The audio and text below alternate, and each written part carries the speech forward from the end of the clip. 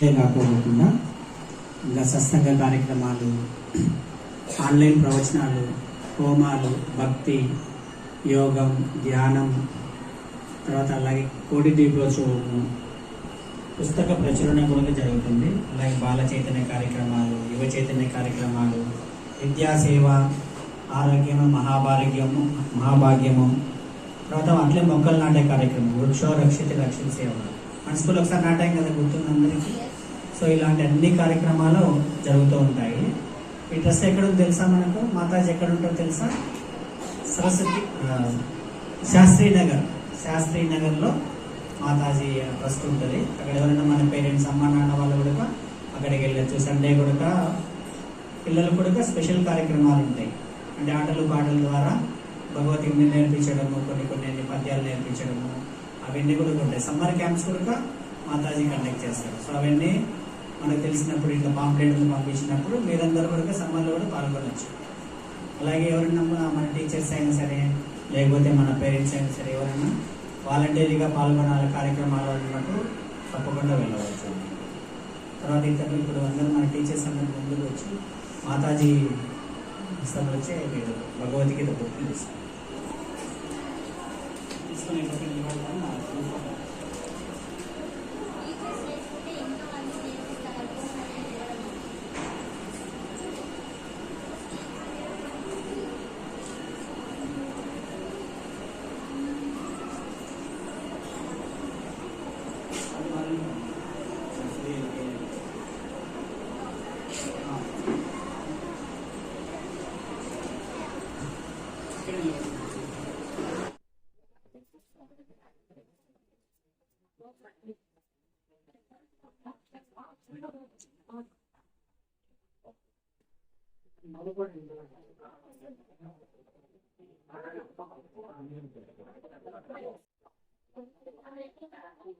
యాజమాన్యానికి, టీచర్స్ కు జ్ఞాపికగా మాతాజీ గారు మీకు అందజేస్తున్నారు.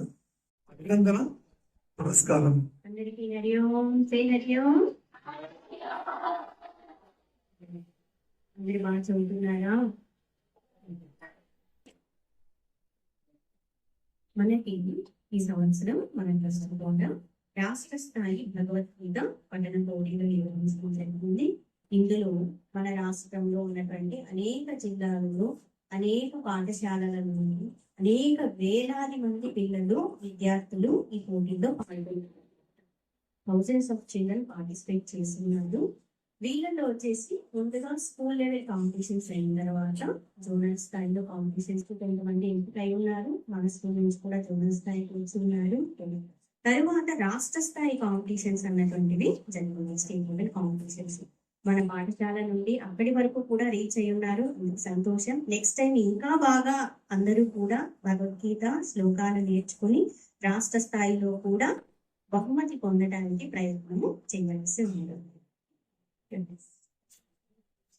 భగవద్గీత మనము ఎందుకు పఠించాలి అనంటే, భగవద్గీతలో మనకి శ్రీకృష్ణ పరమాత్మ మన జీవితంలో ఉపయోగపడేటువంటి అనేక మంచి విషయాలను గురించి బోధ చేయడం జరిగింది.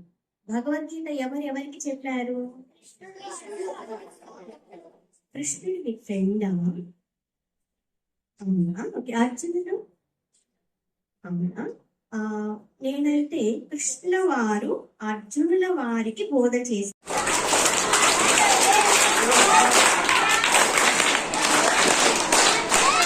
ఎం వెంకట సాయి గీర్వాణి,